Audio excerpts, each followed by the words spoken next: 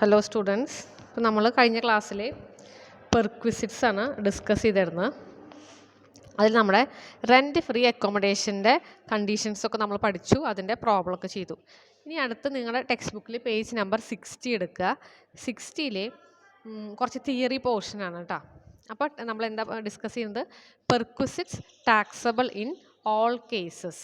ഏത് കേസായാലും ടാക്സബിൾ ആയിട്ടുള്ള പെർക്വിസിറ്റ്സ് ആണ് ഈ താഴെ ഡിസ്കസ് ചെയ്യാൻ പോണത്. Any amount paid by the employer in respect of any obligation payable by employee. അതായത് എംപ്ലോയി കൊടുക്കാൻ ബാധ്യസ്ഥനായിട്ടുള്ള എന്തെങ്കിലും ഒരു എമൗണ്ട് അത് എംപ്ലോയറാണ് കൊടുക്കണു എന്ന് വിചാരിക്കും. അതായത് എംപ്ലോയിക്ക് വേണ്ടിയിട്ട് എംപ്ലോയർ എന്തെങ്കിലും പേയ്മെൻറ്റ് നടത്തിയാൽ അതൊക്കെ എന്താണ്, നമ്മളത് നമ്മുടെ സാലറിയിൽ കാണിക്കണം, അത് ടാക്സബിൾ ആണ്. അതിൻ്റെ എക്സാമ്പിളാണ് പറയുന്നത്.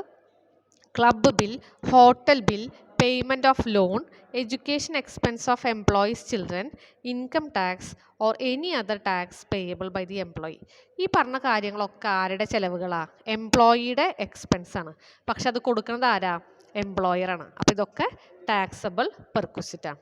However, any income tax on perquisite payable by employee if paid by employer is not a taxable perquisite. അതിലൊരു എക്സെപ്ഷൻ ഉണ്ട്. അതായത് ഏതെങ്കിലും പെർക്വിസിറ്റ് എംപ്ലോയിക്ക് കിട്ടിയിട്ടുണ്ട് വിചാരിക്കും. പെർക്വിസിറ്റ് പറഞ്ഞാൽ നമുക്കറിയാം ഇൻ കൈൻഡ് ആയിട്ടുള്ള എന്തെങ്കിലും കിട്ടുകയാണെങ്കിൽ അതിൻ്റെ മുകളിലൊരു ഇൻകം ടാക്സ് ഉണ്ടെങ്കിൽ അത് എംപ്ലോയിക്ക് വേണ്ടി എംപ്ലോയർ അടച്ചു കഴിഞ്ഞാൽ അത് മാത്രം എന്തല്ല, ടാക്സബിൾ പെർക്വിസിറ്റ് അല്ല.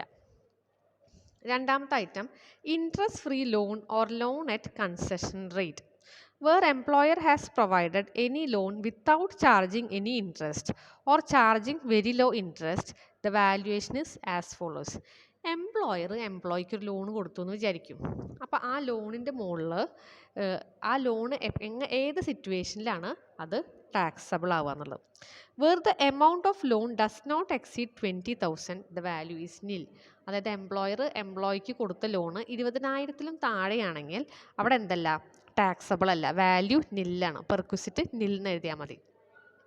അതുപോലെ loan for medical treatment of specified disease, ഒരു പ്രത്യേക ഡിസീസിനൊക്കെ വേണ്ടിയിട്ട് എന്തെങ്കിലും ലോണ് കൊടുത്തിട്ടുണ്ടെങ്കിൽ അതും എന്താണ്, നില്ലാണ്. പക്ഷേ if the loan amount exceeds 20,000, the value is equal to interest charge on the amount for the period by SBI. 20,000-ലും മേലെ രൂപയാണ് നമ്മുടെ എംപ്ലോയിക്ക് ലോണായിട്ട് കൊടുത്തെങ്കിൽ SBI ബാങ്ക് എത്രയാണോ ആ സമയത്ത് ലോണിന് ഇൻട്രസ്റ്റ് ചാർജ് ചെയ്യണം, ആ ചാർജാണ് എന്ത് വരിക, നമ്മുടെ പെർക്വിസിറ്റിൻ്റെ വാല്യൂ ആയിട്ട് വരിക. മനസ്സിലായല്ലോ? ആ ലോണിൻ്റെ റേറ്റ് SBI ആ സമയത്ത് എത്രയാണോ ഈടാക്കുന്നത് അതേ റേറ്റ് ആയിരിക്കും ഇവിടെ നമ്മുടെ എംപ്ലോയി ടാക്സബിൾ എന്ന് പറഞ്ഞിട്ട് കാണിക്കേണ്ടി വരിക. അല്ലെങ്കിൽ the difference between the rate charge by SBI and actual rate charge. അല്ലെങ്കിൽ വേറെ സിറ്റുവേഷൻ ആലോചിച്ച് നോക്കൂ, എംപ്ലോയിക്ക് ലോൺ കൊടുക്കുന്നുണ്ട്, എന്നിട്ട് അയാൾ ഒരു റേറ്റ് ചാർജ് ചെയ്യണുണ്ട്. ഇനി ആ റേറ്റും SBIയുടെ റേറ്റും തമ്മിൽ എന്തെങ്കിലും ഡിഫറൻസ് ഉണ്ടെങ്കിൽ ആ റേറ്റ് ആയിരിക്കും അത്തരം സിറ്റുവേഷനിൽ ചാർജ് ചെയ്യുന്നുണ്ടാവുക. എംപ്ലോയർ റേറ്റ് ഒന്നും പറഞ്ഞിട്ടില്ലെങ്കിൽ നമ്മൾ എന്തെടുക്കുക, SBIയുടെ റേറ്റ് എടുക്കുക. അല്ല, എംപ്ലോയർ ഏതെങ്കിലും റേറ്റ് ചാർജ് ചെയ്യുന്നുണ്ടെങ്കിൽ എംപ്ലോയറുടെ റേറ്റും SBIയുടെ റേറ്റും തമ്മിലുള്ള ഡിഫറൻസ് എന്താണോ അതാണ് ചാർജ് ചെയ്യുന്നത്. ഒരു എക്സാമ്പിൾ നോക്കാം. Loan of 2 lakh is provided by employer on 1st July 2019. July 2019, നമ്മുടെ പ്രീവിയസ് ഇയർ ഏപ്രിൽ തുടങ്ങും, ഏപ്രിൽ മെയ് ജൂണും കഴിഞ്ഞു. അപ്പോൾ July, August, September, October, November, December, ജനുവരി, ഫെബ്രുവരി, മാർച്ച് 9 മാസത്തേക്ക് 2 ലക്ഷം രൂപ ആര് കൊടുത്തു? എംപ്ലോയർ ലോണായിട്ട് കൊടുത്തു. വിത്തൗട്ട് എനി ഇൻട്രസ്റ്റ്, ഒരു ഇൻട്രസ്റ്റും ചാർജ് ഇല്ല. The value of perquisite shall be. അത്ര സിറ്റുവേഷനിൽ പെർക്വിസിറ്റിൻ്റെ വാല്യൂ എത്രയായിരിക്കും? SBI ആ സമയത്ത് ചാർജ് ചെയ്യണത് 10% ആണെന്ന് വിചാരിക്കുക. കണ്ട, assuming that the rate interest charge by SBI 10% ആണെങ്കിൽ നമ്മുടെ എംപ്ലോയി എത്ര രൂപയെ പെർക്വിസിറ്റ് കാണിക്കേണ്ടത്? 2 ലക്ഷം into 9/12 into 10/100. If the interest charge is 2% on the above loan, നമ്മുടെ എംപ്ലോയർ ഈ സിറ്റുവേഷനിൽ 2% ഇൻട്രസ്റ്റ് ചാർജ് ചെയ്തെങ്കിൽ അപ്പോൾ SBIയുടെ റേറ്റ് 10 മൈനസ് എംപ്ലോയർ ചാർജ് ചെയ്ത റേറ്റ് 2. ഇത് രണ്ടിൻ്റെ ഡിഫറൻസ് എത്രയാണ്? 10 minus 2 8% employee value of perquisite ആയിട്ട് കാണിക്കേണ്ടത്. അടുത്തത് ഹോളിഡേ എൻജോയ്മെൻറ്റ്.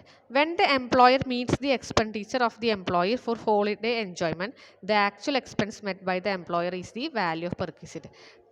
എന്തെങ്കിലും ഹോളിഡേ എക്സ്പെൻസ് എംപ്ലോയർ എടുത്തു കഴിഞ്ഞാൽ ആക്ച്വൽ എക്സ്പെൻസ് എത്ര എടുത്തു അതാണ് പെർക്വിസിറ്റിൻ്റെ വാല്യൂ. ഫ്രീ ഫുഡ് 50 രൂപ പെർ മീൽ വരെ എക്സെംപ്റ്റഡാണ്. ഒരു മീലിന് 50 രൂപ വരെ. അതിന് ശേഷമുള്ള എമൗണ്ട് എന്ത് ചെയ്യണം? ടാക്സ് കൊടുക്കേണ്ടി വരും. Gift given in kind on social or religious occasion is exempt up to 5000. 5000 രൂപ വരെ ഗിഫ്റ്റ് എക്സെംപ്റ്റാണ്. അതർ ഗിഫ്റ്റൊക്കെ ടാക്സബിൾ ആണ്. Cash gift shall be fully taxable. Cash ആയിട്ടാണോ ഗിഫ്റ്റ് കൊടുക്കുന്നത് ആ ഫുൾ എമൗണ്ടും ടാക്സബിൾ ആണ്. മറ്റുള്ള ഗിഫ്റ്റൊക്കെ 5000 രൂപ വരെ ഉള്ളത് എക്സെംപ്റ്റ് ആണ്, ബാക്കിയുള്ളത് ടാക്സബിൾ ആണ്. Then expense charge to credit card. Actual cost to the employer is the value of perquisite. നമ്മുടെ ക്രെഡിറ്റ് കാർഡിൻ്റെ എക്സ്പെൻസ് എംപ്ലോയർ അടയ്ക്കുകയാണെങ്കിൽ ആ കാശ് മുഴുവൻ നമ്മൾ ടാക്സബിൾ പെർക്വിസിറ്റ് ആയിട്ട് കാണിക്കണം. ക്ലബ് എക്സ്പെൻസ് എംപ്ലോയർ അടയ്ക്കുകയാണെങ്കിൽ അതും നമ്മൾ ടാക്സബിൾ ആയിട്ട് കാണിക്കണം. Then use of movable asset. അതായത് where the employer provides any movable asset other than laptop or computer for the use of employees. Move ചെയ്യാൻ പറ്റുന്ന അസറ്റ് എന്തെങ്കിലും എംപ്ലോയിക്ക് കൊടുത്തിട്ടുണ്ടെങ്കിൽ അതിൻ്റെ വാല്യൂ എങ്ങനെ കണ്ടുപിടിക്കുക വെച്ചാൽ, if the asset is owned by the employer max class employer own ചെയ്ത asset ആണെങ്കിൽ 10% പെർ ആനം ആ അസറ്റിൻ്റെ വില എത്രയാണോ അതിൻ്റെ 10% ടാക്സബിൾ പെർക്വിസിറ്റ്. റെൻറ്റിന് എടുത്തിട്ടാണ് എംപ്ലോയിക്ക് ഈ മൂവബിൾ അസറ്റ് കൊടുക്കണമെങ്കിൽ എത്രയാണോ റെൻറ്റ് അതാണ് ടാക്സബിൾ പെർക്വിസിറ്റ്. അടുത്തത് transfer of movable asset. Where the employer transfers any movable asset to employee. ഒരു മൂവബിൾ അസറ്റ് എംപ്ലോയിക്ക് വേണ്ടിയിട്ട് ട്രാൻസ്ഫർ ചെയ്യണം ഒരു സ്ഥലത്ത് നിന്ന് വേറെ സ്ഥലത്തേക്ക്. അങ്ങനെയാണെങ്കിൽ അതിൻ്റെ വാല്യൂ ഓഫ് പെർക്വിസിറ്റ് കണ്ടുപിടിക്കാനുള്ള ഫോർമുലയാണ് കമ്പ്യൂട്ടർ ആൻഡ് ഇലക്ട്രോണിക് ഗുഡ്സ് ആണെങ്കിൽ ആക്ച്വൽ കോസ്റ്റ് ഓഫ് അസറ്റിൻ്റെ കോസ്റ്റ് എത്രയെന്ന് എഴുതാം. Less depreciation 50% on written down value for each completed year used by employer. Okay, written down value മെത്തേഡിൽ 50% കണ്ടുപിടിക്കുക. ഇനി എംപ്ലോയി ഇതിലേക്കായിട്ട് എന്തെങ്കിലും ഒരു കാശ് കൊടുക്കണമെങ്കിൽ അത് ലെസ് ചെയ്യുക. ഇതാണ് വാല്യൂ ഓഫ് പെർക്വിസിറ്റ്. മോട്ടോർ കാറാണ് കൊടുക്കണമെങ്കിലോ കാറിൻ്റെ കോസ്റ്റ് എത്രയാണ് എഴുതുക.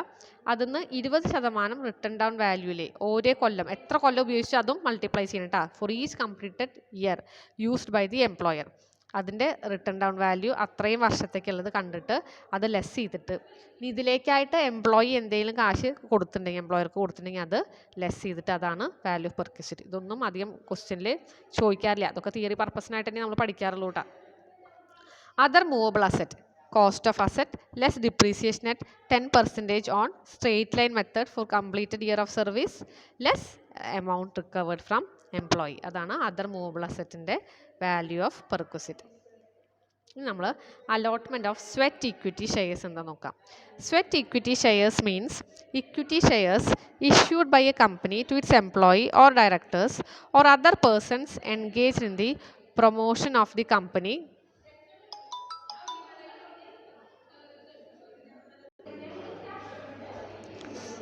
അതായത് സ്വെറ്റ് ഇക്വിറ്റി ഷെയർസ് നമ്മൾ ഇഷ്യൂ ചെയ്യുക ഡയറക്ടേഴ്സിനോ മറ്റുള്ള ആൾക്കാർക്കാണ്. Promotion of company free of cost at concession rate or for consideration other than cash. ആർക്കാണ് സ്വെറ്റ് ഇക്വിറ്റി ഷെയർസ് ഒരു കമ്പനി ഇഷ്യൂ ചെയ്യുക? എംപ്ലോയീസിനോ ഡയറക്ടേഴ്സിനോ ആണ് സ്വെറ്റ് ഇക്വിറ്റി ഷെയർസ് കൊടുക്കുക. The value of such shares allotted to employees on or after 1st April 2009. 2009 ശേഷമാണ് നിങ്ങൾക്ക് sweat equity shares കിട്ടുന്നത് എങ്കിൽ എന്തായിരിക്കും അതിൻ്റെ value of perquisite? Fair market value of shares on the date of exercising the option less amount receive from the employee. ആ ഷെയറിൻ്റെ fair market value എന്താണോ അതിന്ന് employee കൊടുക്കുന്ന എമൗണ്ട് ലെസ് ചെയ്യുക. അതാണ് value of perquisite. Then allotment of shares listed on recognized stock exchange. The fair market value of shares is the average of opening and closing price on stock exchange that records the highest trading volume on the exercising date on which employee exercise his option to take up shares from the company. Fair market value എന്ന് പറഞ്ഞു കഴിഞ്ഞാൽ എന്താണ്, ഓപ്പണിങ്ങും closing പ്രൈസിൻ്റെയും average ആണ്. അതായത് നമ്മൾ option എടുക്കുന്ന ദിവസം അന്ന് ട്രേഡിംഗ് നടന്നിട്ടില്ലെങ്കിൽ നമ്മൾ ഫെയർ മാർക്കറ്റ് വാല്യൂ ഏറ്റവും നിയറസ്റ്റ് ഡേറ്റ് തൊട്ട് മുമ്പത്തെ ദിവസം ഏതാണോ അന്നത്തെ ഫെയർ മാർക്കറ്റ് വാല്യൂ എടുത്താൽ മതി. അപ്പോൾ വാല്യൂ ഓഫ് പെർക്വിസിറ്റ് എന്ന് പറഞ്ഞു കഴിഞ്ഞാൽ fair market value on the date of exercising the option less amount recovered from the employee. ഇതാണ് perquisites taxable in all cases. അപ്പോൾ ഇപ്പം അത്ര മതി. ഇനി നമുക്ക് perquisites taxable in case of specified employees ആണ് പഠിക്കാനുള്ളത്. അത് അടുത്ത വീഡിയോ ഇടാം.